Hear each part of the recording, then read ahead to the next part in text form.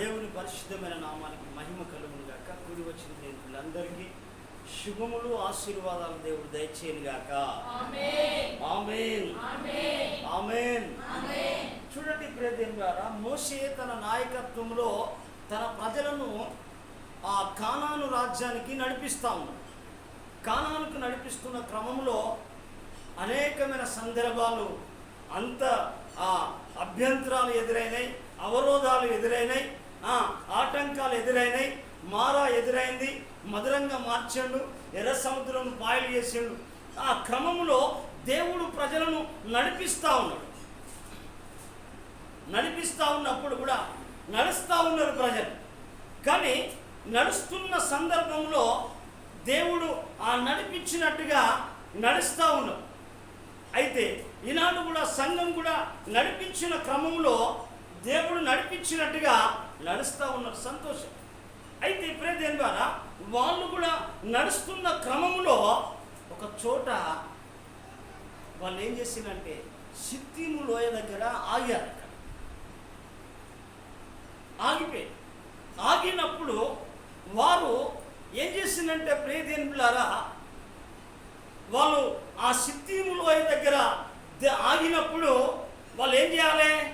వాళ్ళు ఏమైనా ప్రార్థన చేయడమో, లేకుంటే దేవుని యొక్క వాక్యాన్ని ధ్యానించడమో, లేకుంటే దేవుని యొక్క ఆలోచన కొరకు కనిపెట్టుకొని ప్రభువా మేము ఇంకా ఏం చేయాలి అని అడగవలసిన సందర్భం.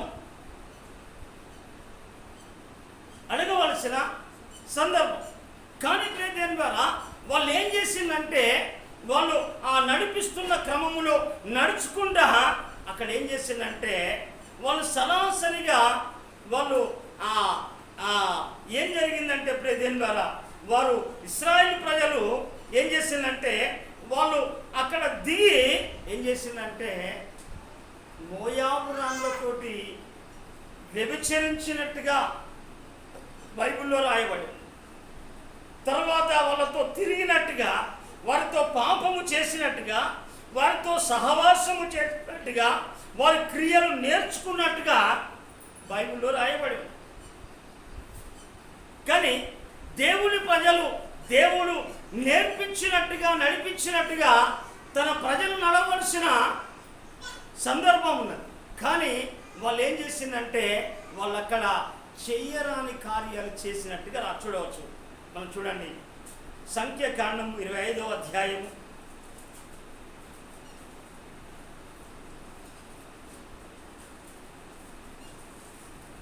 25వ అధ్యాయము మొదటి 2 వచనాలు.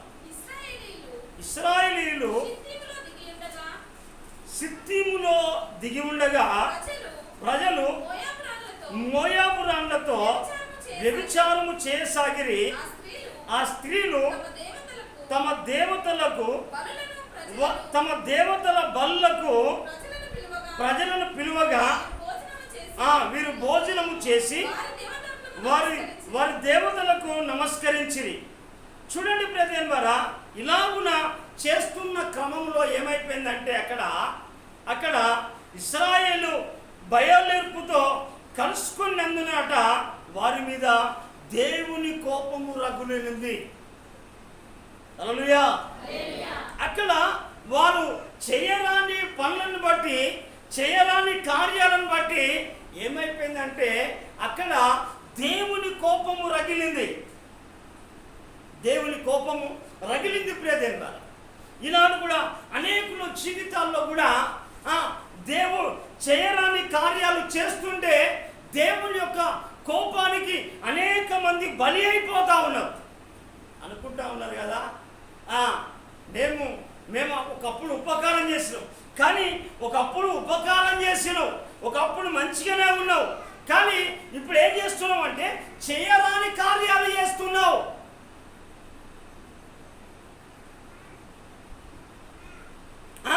దేవుడు నిన్ను నడిపించిన క్రమంలో నువ్వు దేవుడు ఏదైతే చేయాలో అది చెప్పినట్టుగా నువ్వు వెళ్ళాలి.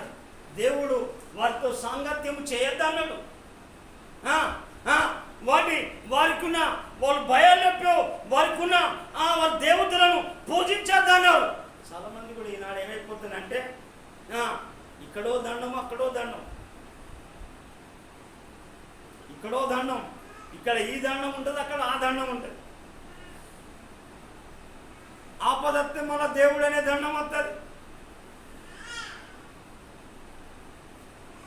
ఎందుకనంటే చేసినంత చేసి మేము అన్ని చేసి తర్వాత దేవుడి దగ్గరికి వచ్చేస్తేనో ప్రయోజనం ఏం లేదు. అందుకే ప్రజల వల్ల ఎందుకనంటే ఈనాడు ప్రజలు ఏమైపోయిందంటే తర్వాత వాళ్ళు యూదా జనాంగాన్ని కూడా మనం చూడవచ్చు ప్రియదేవుడా. అయితే మనం గనక ఇక్కడ పరిస్థితిని కనుక మనం చూస్తే ప్రియదేవుని ద్వారా ఏనాడు ఎందుకనంటే దేవునికి విరోధంగా పాపము చేసినట్టుగా మనం ఉండవచ్చు. అనేకుల జీవితంలో పాపము అది ఉన్నది. ఎందుకనంటే ఆ పాపాన్ని ఏ ఒక్క వ్యక్తి కూడా కడిగి చేసుకోవడానికి ఇష్టపడతలేరు. ఎందుకనంటే నేను ఏ పాపం చేసినా, నేను ఏ అన్యాయం చేసినా, ఏ మోసం చేసినా, నీ చిన్న పాపమే కావచ్చు నిన్ను అపవిత్ర చేస్తుంది. ఆ పాపమే నిన్ను దేవుడు అసహించకుండా చేస్తాడు. ఆ చిన్న పాపమే దేవుని కోపానికి బలి అయ్యేటట్టుగా చేస్తాడు. చిన్న అబద్ధమే, చిన్న మోసమే, చిన్న దేవునికి వ్యతిరేకమైన కార్యమే, వ్యతిరేకంగా నడిచిన నడవడికే నేనేం చేస్తానంటే కూల్చివేస్తా అంటది. కుప్పను కూల్చివేస్తా.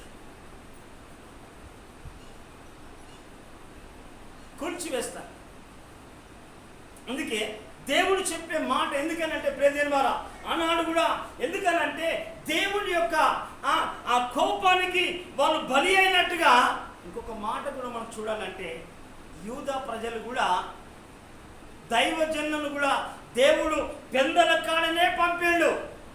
హల్లెలూయా. మనం గమనించాలి. మనం దేవుడు నిన్ను ఆశీర్వదించడానికి దేవుడు నిన్ను ఏర్పాటు చేసుకున్నాడు. నిన్ను బలపరచడానికి దేవుడు ఏర్పాటు చేసుకున్నాడు. నిన్ను అభిషేకించడానికి దేవుడు ఏర్పాటు చేసుకున్నాడు. నిన్ను అనేకులకు వెలుకరంగా ఉంచడానికి దేవుడు ఏర్పాటు చేసుకున్నాడు. దేవుని దాటి దేవుని మాటను విడిచి తిరిగితే నష్టం జరిగేది ప్రజలకే కానీ దేవునికి కాదు. అందుకే ఇక్కడ యూదా ప్రజలు కూడా ఇర్మియా కాలంలో కూడా ఏం జరిగిందంటే ప్రజల ద్వారా వాళ్ళు కూడా ఏం చేసిందంటే వాళ్ళు కూడా దైవజనులు ఎంత చెప్పినా కానీ వారిని దేవుడు పంపించినప్పటికీ కూడా వారి మాట వాళ్ళు విన్నట్టుగా బైబిల్లో చూడవచ్చు. ఇర్మియా గ్రంథం 26వ అధ్యాయం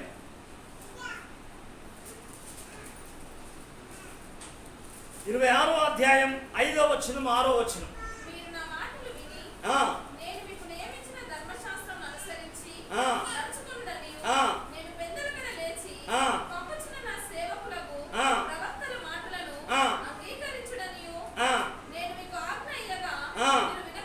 చూడండి, గమనించండి. మనం ఎవరి మాటలు వింటున్నాం? మరి ఇప్పుడు సాతాను మాటలు వింటున్నాం, లోకాని మాటలు వింటున్నాం, మనుషుల మాటలు వింటున్నాం. కానీ దేవుని యొక్క మాటకు మన హృదయంలో స్థానం లేదు.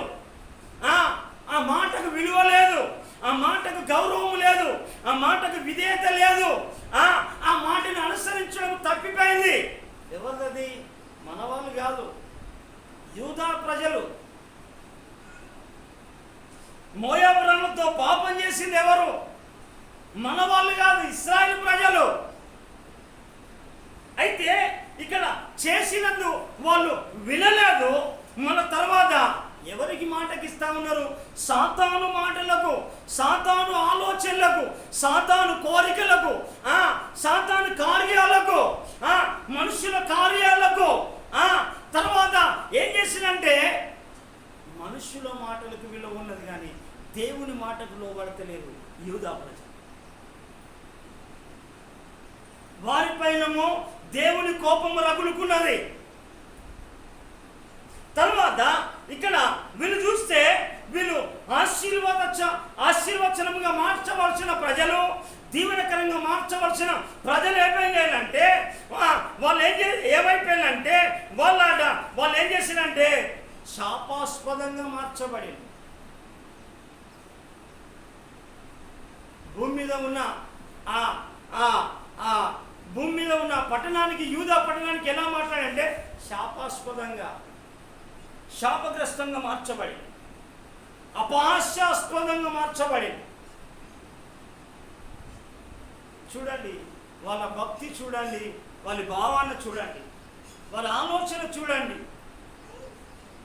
వారిని చూసి మనం ఎలాంటి స్థితిలో ఉన్నాము, మనం కూడా యూదా ప్రజల్లాగానే మనము దేవుని మాటలు వింటున్నామా, దేవుని మాటలకు లోబడుతున్నామా, దేవుని యొక్క ఆలోచనలు అంగీకరిస్తున్నామా, మనం గమనించాలి. దేవునిలా మనం దేవుని పిల్లం కదా. దేవుడు నిన్ను ఆశీర్వాదానికి వారసులు అవ్వడానికి నన్ను పిలిచాడు. కానీ మనం ఎంతవరకు ఆ యూద జనాంగంలాగా ఉన్నామా, ఇశ్రాయేలు ప్రజల్లాగా ఉన్నామా, మనం చాలా గమనించాలి. ఎందుకనంటే యూదా ప్రజలు కూడా సేమ్. ఎందుకనంటే యేసు ప్రభునే వాళ్ళు ఏం చేయాలంటే వాళ్ళు అర్థం చేసుకోలేదు, ఆయన మాట వినలే.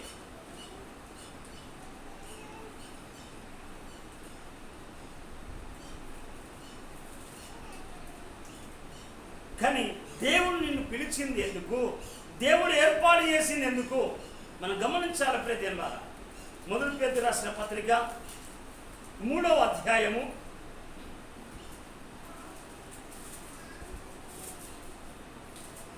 9వ వచనం.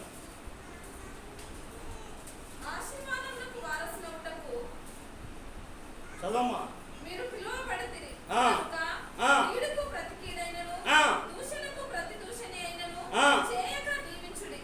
చూడండి, ఎందుకనంటే ప్రియదేవులారా, ఈనాడు దేవుడు నియమించిన నియమానికి బదులుగా లేమిని అనుభవిస్తూ ఉన్నాం, నష్టాన్ని అనుభవిస్తూ ఉన్నాం, కష్టాన్ని అనుభవిస్తూ ఉన్నాం, రోగాలను అనుభవిస్తూ ఉన్నాం, సమస్యలను అనుభవిస్తూ ఉన్నాం.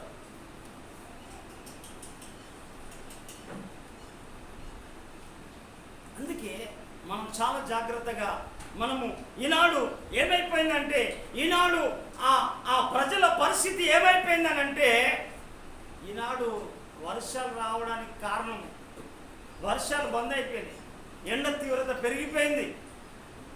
ఎండ మానవుని యొక్క బలగర్వాన్ని భంగపరచడానికి ఎండ తీవ్రత ఎక్కువైపోయింది. తర్వాత వర్షాన్ని కూడా దేవుడు ఆకాశమును మూసివేసి, కానీ ఇంత కూడా యూదా ప్రజలకు కానీ ఇశ్రాయేలు ప్రజలకు కానీ దేవుణ్ణి నమ్ముకున్న వారికి కొంచెం కూడా గ్రహింపు లేదు. హల్లెలూయా, హల్లెలూయా. ఈనాడు చాలా మందికి గ్రహింపు లేదు. కారణం ఎందుకంటే ప్రియదేవులారా, ఎందుకనంటే వాళ్ళు ఈ లోకము యొక్క ఆటలో పడ్డారు, లోకము యొక్క పాటలో పడ్డారు, లోకముతో ఏకమైపోయారు, సాతాను కార్యాల్లో సొరబడతా ఉన్నారు. దేవుని కార్యాలకు తక్కువ, లోక కార్యాలకు ఎక్కువ.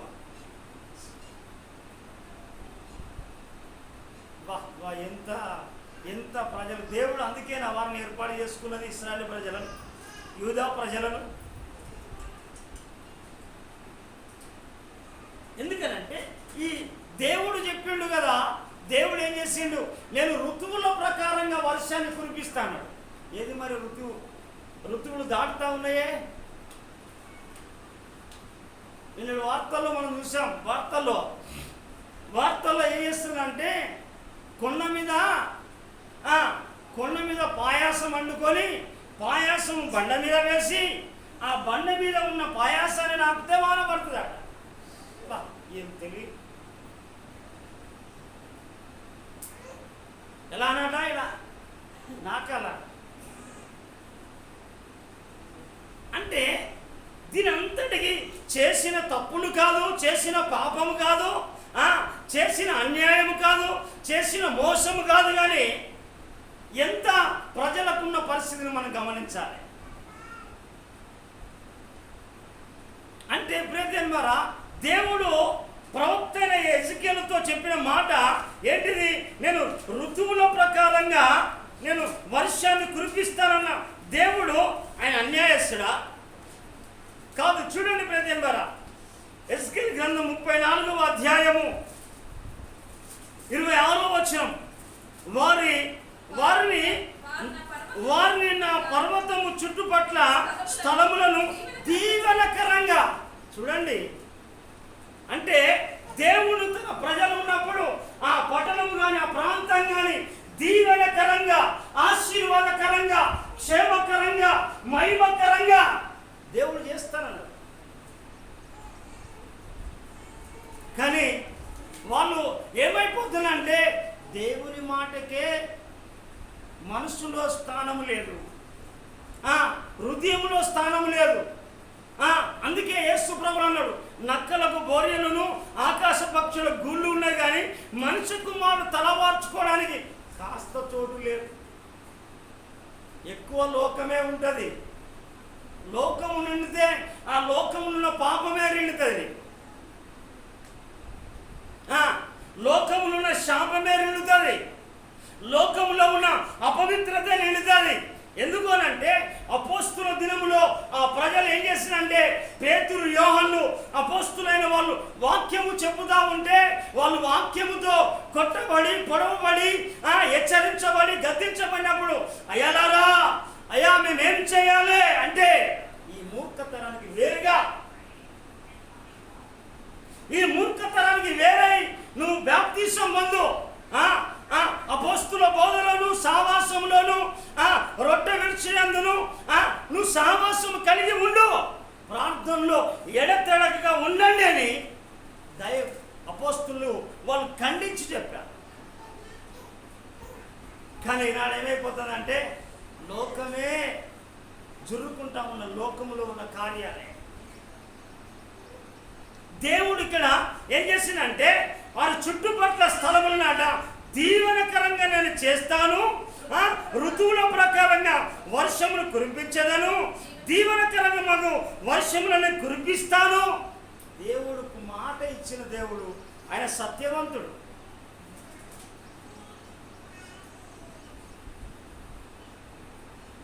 నువ్వు దేవునికే విలువ ఇవ్వట్లేదు, దేవునికే నీ ఇంట్లో చోటు లేదు, దేవునికే నీ మాటల్లో స్థానం లేదు, దేవునికే నీ లోపల లేనప్పుడు నేను ఎట్లా ఆశీర్వాదకరంగా ఉండవు. వారిపైన కోపం వచ్చింది. ఇక్కడ శాపాస్పదంగా వారు మార్చబడింది.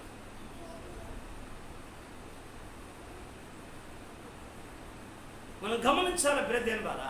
ఎందుకు అనంటే వాళ్ళు దేవునికి వ్యతిరేకమైన కార్యాలు చేశాడు. అందుకే అక్కడ ఏం చేసిందంటే దేవుడు చెప్పినట్టుగా ఫలవృక్షములను ఫలమిచ్చు, ఫలములనిచ్చు భూమి పంట పండును, వారి దేశంలో నిర్భయంగా నివసించుదురు. నేను వారి కాడికట్లను తెంపి వారిని దాసులుగా చేసిన వారి చేతిలో నుండి వారిని విడిపింపగా యెహోవానే తెలుసుకో. ఎందుకనంటే ఎంత వాగ్దానం చేసిన దేవుడు ఆ యూద జనాంగానికి అర్థం కాలే, ఇశ్రాయేలు ప్రజలకు అర్థం కాలే. బ్రదర్ మనం గమనించాలి. అందుకే వాళ్ళు విరోధంగా పాపము చేసినట్టుగా. ఎందుకనంటే ఈనాడు కూడా పాపం విస్తరిస్తూ ఉన్నది, అక్రమం విస్తరిస్తూ ఉన్నది. అందుకే అక్రమం విస్తరించడం వలన అనేకుల లోపల ప్రేమ చల్లారిపోతా ఉన్నది. లోకం ఎందుకనంటే ఎప్పుడైతే నువ్వు లోకానికి ఫుల్ స్టాప్ పెడతావో దేవుని కార్యాలు నీ ఇంట్లో జరుగుతాయి. నువ్వు ఎప్పుడైతే ఎందుకంటే దేవునికి సమీపంగా ఉంటావో దేవుడు కార్యాలు ఇస్తాడు, నేను దీవెనకరంగా మారుస్తాడు, ఆశీర్వాదకరంగా మారుస్తాడు, సమాధానకరంగా మారుస్తాడు. నువ్వు ఫలించింది ఏంటిది? ఎందుకు? దేవుడు చెప్పిండు కదా. దేవుడు ఏం చేసిండు? ఇశ్రాయేలు పశువుల్లో కూడా గొడ్డుతనం లేదట, మనుషులో గొడ్డుతనం ఉండదు, చెట్టు లోపల కూడా గొడ్డుతనం ఉండదు, దేనిలో కూడా గొడ్డుతనం లేకుండా నా దేవుడు ఎండిన ఎడారిని కూడా నీటి సెలయల్నిగా చేయగలిగిన సమర్థుడు ఆయన. హల్లెలూయా. బండ నుండి నీరునిచ్చాడు దేవుడు, ఎండిన ఎడారిని సెలయల్నిగా మార్చాడు. ఆయనకు అసాధ్యమైనది ఏదైనది. నీకు నేను ఏం చేస్తానంటే నీవు దేవుడు ప్రవక్త చెప్తున్న మాట, యెషయా ప్రవక్త మాట్లాడుతున్న మాట ఏంటిదంటే నీకు నీ దేవునికట నీ పాపములు అడ్డు వచ్చినాయి. నీకు నీ దేవునికి నీ దోషం అడ్డుగా వచ్చేసింది. నువ్వు చేసిన మోసమైన కార్యాలు అడ్డుగా వస్తా ఉన్నాయి. నీ ప్రార్థన ఎందుకనంటే దేవుడు ఇలాంటి ఇవన్నీ అడ్డుగా చేసి ఉన్నాయి. బైబిల్లో చూడండి, మాట నా మాట కాదు.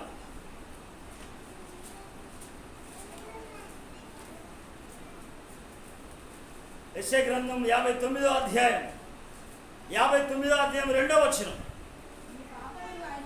మీ పాపములు ఆయన ముఖమును మరుగుపరచను గనక ఆయన ఆలకింపుగా ఉన్నాడు. అంటే ప్రియదేవుని ద్వారా అపోస్తులు చెప్పిన విధంగా, ఎందుకనంటే వాళ్ళు అపోస్తులు చెప్పగానే అయ్యా ఏం చేయాలి, ఏం చేయాలంటే వాళ్ళు అన్నారు, అయ్యా ఈ మూర్ఖతరానికి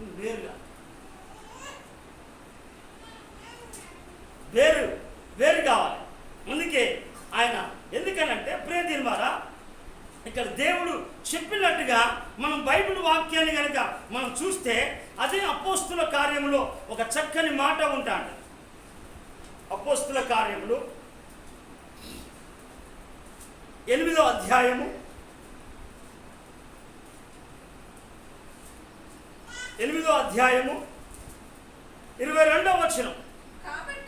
కాబట్టి చూడండి, కాబట్టి ఈ నీ చెడుతనము మానుకోవాలి. ఎందుకనంటే మానుకుంటేనే వేరైతావు. చదవమ్మా. ఈ నీ చెడుతనం మానుకొని మారు మనసు నొంది ప్రభువును వేడుకో. ఒకవేళ నీ హృదయ ఆలోచనలు క్షమించబడతాయా?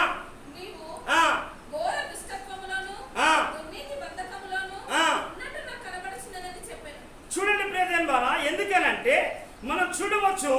ఎందుకు అనంటే మనం దేవుడు చెప్పినట్టుగా, ఎందుకనంటే ప్రియదేవుని ద్వారా ఇక్కడ 21వ వచనంలో కనుక చూస్తే ఇక్కడ అంటాడు, నీ హృదయము దేవుని ఎదుట సరి అయింది కాదు కనుక ఈ కార్యము యందు నీకు పాలు పంపులు లేవు. అయితే ఈ చెడుతనము మానుకొని ఇయ్యాలే. ఈ చెడుతనాన్ని మానుకో, ఆ చెడుతనాన్ని కడుక్కో, ఆ చెడుతనాన్ని విడిచిపెట్టు. ఏ చెడైతే ఉన్నదో ఇశ్రాయేలు ప్రజలారా, ఏ చెడుతనం అయితే ఉన్నదో యూదా జనాంగములారా, ఎందుకైతే మీరు శాపాస్పదంగా మార్చబడిందో, అపహాస్యాస్పదంగా మార్చబడిందో, దేవుని కోపం మీద ఎలాగైతే మీ పైన రగులుకున్నదో ఆ చెడుతనాన్ని మానుకో, కడిగి వేసుకో. ఎందుకనంటే నీ హృదయ ఆలోచనలు సరి అయినవి కాదు. దేవుని కార్యాల్లో నువ్వు పాలు పంపులు పొందాలి అని అంటే ఆ చెడుతనమునంతా నువ్వు కడుక్కో. కడగబడకుండా, ఎందుకనంటే నువ్వు కడగబడకుండా నువ్వు ఏదో నేను ప్రార్థన చేస్తున్నాను సరిగ్గా నువ్వు కడగబడినప్పుడు ఆ పాత్ర యోగ్యమైంది కాదు, ఆ పాత్ర అర్హమైంది కాదు, ఆ పాత్ర దేవుడు కోరుకోవట్లేదు. ఎందుకంటే ఆ పాత్రకు దేవుని రాజ్యంలో పాలు పంపులు లేవు. అందుకే మాట దేవుడు ఒక మంచి మాట రాశాడు. ఎందుకనంటే ఈనాడు దేవుడు ఒక చక్కని మాట ఇర్మియా గ్రంథంలో చక్కగా రాయబడిన మాట. ఎందుకనంటే ఈ చెడుతన మాట ఏం చేస్తుందంటే అది హృదయానికి అంటుతూ ఉన్నదట. ఈ నీ చెడుతనం చూడండి, బైబిల్ గ్రంథంలో చక్కగా దేవుని యొక్క మాట రాయబడి ఉంది. చూడండి 4వ అధ్యాయం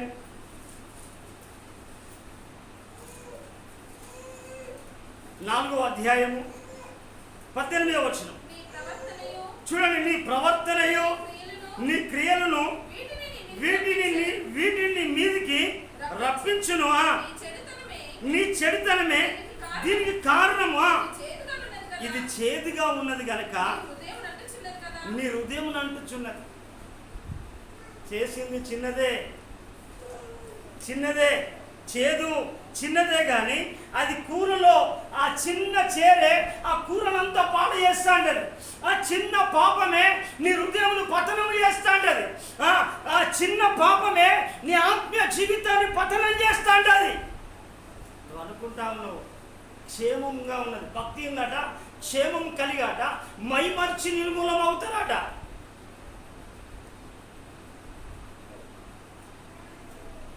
చిన్నదే తప్పు, చిన్నదే పొరపాటు, చిన్నదే అబద్ధం,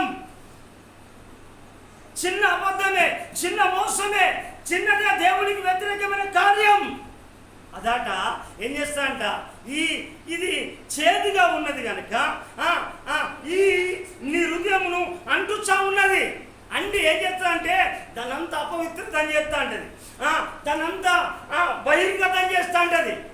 చిన్న ఇన్స్పెక్షనే ప్రాణాన్ని తీసివేయాల్సి వస్తుంది, పెద్ద ఆపరేషన్ చేయవలసి వస్తుంది.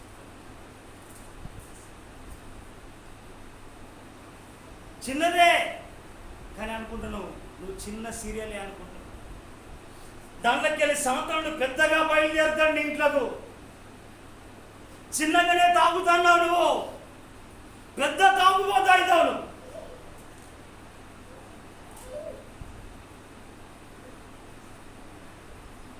అందుకే ప్రవక్త చెప్పే మాట గమనించండి ప్రియదేవారా.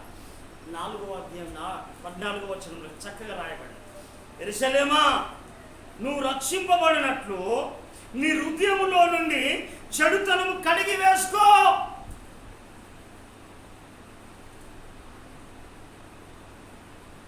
నువ్వు వేరై ఈ చెడుతనం మాని నీ లోపల ఉన్న నువ్వు రక్షింపబడినట్లుగా నీ హృదయంలో ఉన్న చెడుతనం అంతా కడిగి వేసుకో. కడగకపోతే అందరికీ అంటుతుంది. ఒక వ్యక్తి దగ్గర ఉన్న బ్యాడ్ స్మెల్ అంత స్ప్రెడ్ అవుతాడు. అది మంచి స్మెల్ అయితే అది కూడా స్ప్రెడ్ అవుతా ఉంటుంది. నీ మంచి ప్రవర్తన అయితే అది స్ప్రెడ్ అవుతా ఉంటుంది. నీ మంచి ఆలోచన అయితే అందరూ మంచి ఆలోచన తీసుకుంటారు. నీ చెడు ప్రవర్తన అందరి మీద ప్రభావం చూపుతుంది.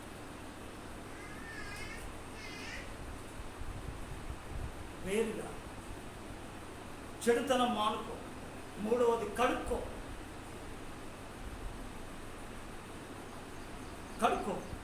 ఎందుకనంటే ఇక్కడ చెప్తా ఉన్నాడు బైబిల్ వాక్యంలో, ఇక్కడ ఎన్నాళ్ళ వరకు నీ దుష్టాభిప్రాయము నువ్వు కలిగి ఉందువో, ఎన్నాళ్ళు? ఓ యూదా ప్రజలారా, యెరూషలేము ప్రజలారా, నా పేరు పెట్టిన ప్రజలారా అని దేవుడు స్పష్టంగా మాట్లాడుతూ ఉన్నాడు. ఏదైతే అది నువ్వు మానుకోనప్పుడు అదేమవుతుందంటే స్ప్రెడ్ అవుతా అంట. అంటువ్యాధి కదా స్ప్రెడ్ అయినట్టుగా అంటువ్యాధి ఒక్కరి కనుక ఆ తామర గజ్జి వచ్చినప్పుడు ఇండ్లంతా స్ప్రెడ్ అవుతా అంట. హాస్టల్ పిల్లలు చూసినప్పుడు ఆ చిన్న గజ్జి కానీ చిన్న గోపుడు రోగం కానీ ఏదైనా ఉంటుందో, లేకుంటే దగ్గు కానీ లేకుంటే దమ్ము కానీ ఏదైతే ఉంటే ఒక్కరి నుంచి ఒకరికి స్ప్రెడ్ అయినట్టుగా పాపం కూడా స్ప్రెడ్ అవుతాడు, అపవిత్రత స్ప్రెడ్ అవుతాడు, మోసం స్ప్రెడ్ అవుతాడు. అందుకే ఈ తరానికి వేరై, మూర్ఖ తరానికి వేరై ఈ నీ చెడుతనాన్ని మానివేసుకొని ఏం కావాలి? నీ చెడుతనం అంతా కడిగి వేసుకో.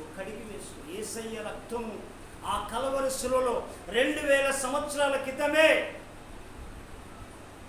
సర్వ మానవాళి కొరకు ఆయన రక్తము చిందించును, నీ కొరకు నా కొరకు. దూరం అయిపోయిన నిన్ను నన్ను ఆయన దగ్గరికి సమీపంగా చేర్చడానికి. హల్లెలూయా. చెడుతనం ఎందుకనంటే ఆ చెడుతనం ఏం చేస్తుందంటే ఆయన రక్తము ఆయన చిందించాడు. ఆ రక్తం ఏం చేస్తా అంటే నువ్వు దూరం అయిపోయిన నిన్ను సమీపంగా చేర్చేది, నేను పరజనులను తన జనులుగా చేసేది ఆయన రక్తం. అది ఆయన రక్తము. ఎందుకనంటే ఆ రక్తముతో ఏం చేయాలంటే ఆ రక్తము ఆశ్రయించి నువ్వు ఎప్పుడైతే నీ అంతరంగాన్ని కడుక్కుంటావో నువ్వు అప్పుడు ఏం చేస్తావంటే పశ్చాత్తాపడతా అంటావు, కన్నీళ్ళు విడుస్తా అంటావు.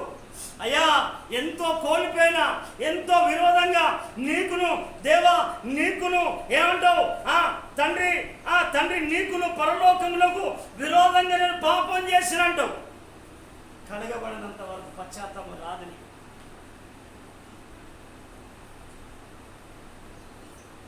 కడగబడినంత పశ్చాత్తాపం రాదు. ఆ కడగబడినప్పుడు ఆ పాత్ర యోగ్యమైంది కాదు, ఆ పాత్ర అర్హమైంది కాదు, ఆ పాత్రను దేవుడు వాడుకోడు, ఆ పాత్రను ధృవీకరిస్తాడు.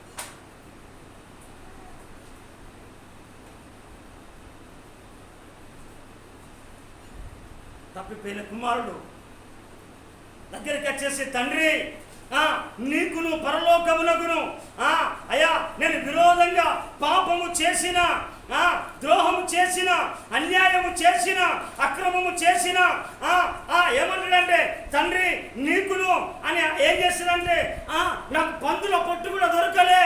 ఎందుకు అని అంటే నేను చేసిన హేయమైన క్రియ. లూకా సువార్త 15వ అధ్యాయం 18వ వచనం ఏమంటాడు? ఆయన లేచి అంటాడు, నా తండ్రి యొద్దకు వెళ్ళి అంటాడు, తండ్రి నేను పరలోకమునకును విరోధంగా నీ ఎదుట నేను పాపము చేసి ఉన్నాను, ఇక మీదట నీ కుమారుని అనిపించుకోవడానికి నేను యోగ్యుడని కానని ఏం చేశాడు? నేను కూలి వాళ్ళలో ఒక్కనిగా నన్ను పెట్టుకొని బతిలాడుతా ఉన్నాడు. దేవుడా మనం గమనించాలి. ఎందుకు అనంటే మనము దేవుని యొక్క మాట ఎందుకనంటే వాళ్ళ ఆ శాపాస్పదంగా అపహాస్యాస్పదంగా ఎందుకు మారేది? దేవుని కోపం ఇశ్రాయేలు ప్రజలపై ఎందుకు వచ్చేసింది మనం గమనించాలి. అందుకే ఆనాడు ఆ ప్రజల పరిస్థితిని కనుక చూస్తే మనం ఏం చేయాలంటే భయంకరంగా ఈనాడు ఆకాశ తూముని ఆపేసింది దేవుడు. పాపం స్ప్రెడ్ అయిపోతా ఉన్నది, పాపం అంతా విస్తరిస్తూ ఉన్నది. కానీ అనేకులు ఏంటంటే నేను ఏ తప్పు చేసినా, ఏ పాపం చేసినా అని తనను తాను సమర్థించుకుంటా ఉన్నాడు, తనను తానే సమర్థించుకుంటున్నాడు. కానీ ఎందుకనంటే సాతానుడు వాళ్ళు ఉండి భ్రమపరుస్తూ ఉన్నాడు. భ్రమపరచు ఆత్మతో ఉన్నారు, భ్రమలో ఉన్నారు, దేవునితో ఉన్న సంబంధం ఉన్నది. సాంసోను కూడా అదే అనుకున్నాడు, దేవుడు ఉన్నాడు కదా, శత్రువులు వచ్చిండు, నేను విడజింపుదాం అనుకున్నాడు. యెహోవా విడవాసిన సంగతి సాంసోను తెలియదు, దేవుడు పక్కన పెట్టిన సంగతి నీకు నాకు తెలియదు.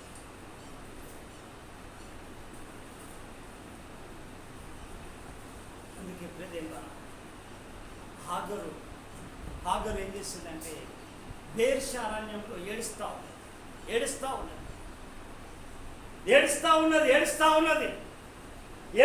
ఉన్నది.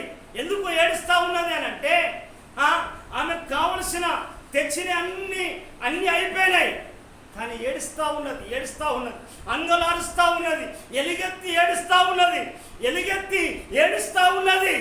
తన పరిస్థితులను బాగలేవయ్యా, నా పరిస్థితి మంచిగా లేదు, నేను మంచిగా లేను, నా కుటుంబ పరిస్థితి మంచిగా లేదు, నా పిల్లల పరిస్థితి మంచిగా లేదు, నేను పాపం చేసిన అయ్యా అని అంగలార్చి ఏడుస్తా అంటే ఆ ఏడిసి తన తప్పును ఒప్పుకొని, తన పాపాన్ని ఒప్పుకొని, ఎందుకనంటే పశ్చాత్తాపడి నా కుమారుని చావు నేను చూడలేను, ఈ పరిస్థితి నాకు అద్దు అని, నేను కూడా చనిపోతామని అలా పశ్చాత్తాపడి అంగలార్చంటే భయంకరంగా ఏడుస్తాంటే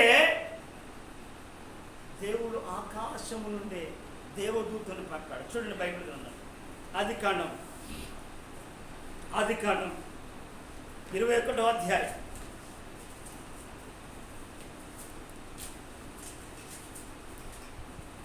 21వ అధ్యాయం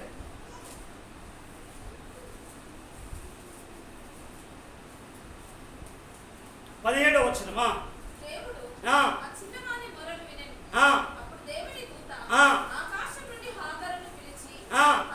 చూడండి, ఆకాశము నుండి ఆగరు అని పిలిచి, ఆగరు నీకేమొచ్చింది? చూడండి ప్రజల ద్వారా ఆగరు అరణ్యం స్థితిలో అక్కడ ఉండి ఆగరు ఏడవడం ప్రారంభించింది. ఇప్పుడు ఏమైపోతుందంటే దేవుని సన్నిధిలో ఆ పర్వతాలు కూడా కరిగినా కానీ ఈనాడు ప్రజల హృదయాలు కరగట్లేదు. పశ్చాత్తాపం లేదు, కన్నీరు లేదు. దేవుని సన్నిధిలో పర్వతాలు కరుగుతూ ఉన్నాయి, మైలం వల్లే కరుగుతూ ఉన్నాయి. కానీ ఆ ఆగరు చేసిన పాపమును బట్టి పశ్చాత్తాపడి కన్నీరు కారుస్తూ ఉన్నది, ఏడుస్తూ ఉన్నది, అంగలారుస్తూ ఉన్నది. ఆకాశం నుండి దేవుడు దూత వచ్చేసి ఆగరని పిలిచి, నీకేమొచ్చింది, నువ్వు భయపడకు అంటే తన ఏడుపును చూసాడు దేవుడు, తన పశ్చాత్తాపాన్ని చూసాడు దేవుడు, తన విరిగి నలిగిన హృదయాన్ని చూసాడు దేవుడు, తన వేదనను చూసాడు దేవుడు. విన్నట్లుగా ఆమె ప్రార్థన చేసింది. దేవుడు దిగి వచ్చినట్టుగా, దైవ సన్నిధి దిగి వచ్చినట్టుగా ఆగరు ప్రార్థన చేసింది. కానీ ఈనాడు ఏమైపోయిందంటే ప్రార్థన తక్కువ, ముచ్చట్లు ఎక్కువ. ఎందుకనంటే దేవుడు ఆగరును చూసి ఏం చేసిందంటే, ఇప్పుడు చూడండి బ్రదర్ మరా, ఆగరు దిగి వచ్చి ఆగరును చూసి భయపడదుమని చెప్పినప్పుడు చూడండి బ్రదర్ మరా, దేవుడు ఏం చేసిందంటే, మనం చూడం 19వ వచనమా, మరియు దేవుడు చూడండి బ్రదర్ మరా, ఎప్పుడైతే భౌతికమైన నేత్రాలు మూసుకొని అంగలార్చి పశ్చాత్తాపడి కన్నీళ్లు కార్చి ఆమె ప్రార్థన చేస్తే ఆ భౌతికమైన నేత్రాలు ముయ్యబడ్డాయి, ఆత్మీయ నేత్రాలు తెరబడ్డాయి. చప్పట్లు కొట్టుకుంటారు. ఎందుకనంటే భౌతికమైన నేత్రాలే కనబడతానే కానీ దేవుని చూసే నేత్రాలు లేవు, దేవుడు వినే చెవులు లేవు, దేవుని మాటలు పలికే నోరు లేదు. ఎందుకనంటే ఆగరుకి ఇచ్చాడు దేవుడు. ఆగరు ఏం చేసిందంటే తన పాపమునంతా ఒప్పుకొని ఆమె ఆ కన్నీళ్ళ ద్వారా తన పాపమునంతా కడుక్కొని అంగలార్చి ఎలుగెత్తి ఏడిచింది అరణ్యంలో. ఇక చస్తా దేవుడే దిగి రావాలి. దేవుడే దిగి వస్తే ఏదైనా కార్యము చేస్తాడు, దేవుడే దిగి వస్తే ఏదైనా చేస్తాడంటే దేవుడు ఏం చేసిందంటే దేవుడు ఆమె కన్నులను తెరిచిండు. ఎందుకంటే ప్రియమైన వారా, ఈనాడు విశ్వాస యొక్క ఆత్మీయ నేత్రాలు తెరవబడాలి. కన్నులు తెరిచి ఏమంటున్నామా, ఆమె చూచినందున, ఆ కన్నులు తెరిచినందున ఆమె నీళ్ళ ఊటను చూసింది. చప్పలు కొట్టి ప్రభువుని. ఏ ఊటను చూసింది? నీళ్ళ ఊటను చూసింది. ఆమె ఆ దాహము లేకుండా చనిపోతుంది అనుకున్నది. ఎందుకనంటే చేసిన తప్పిదములు, ఎందుకనంటే తన కొరకు కూడా చెరలు గల జీవపు ఊటలు కల చోటికి, జీవనదులు పాడే చోటికి, జీవ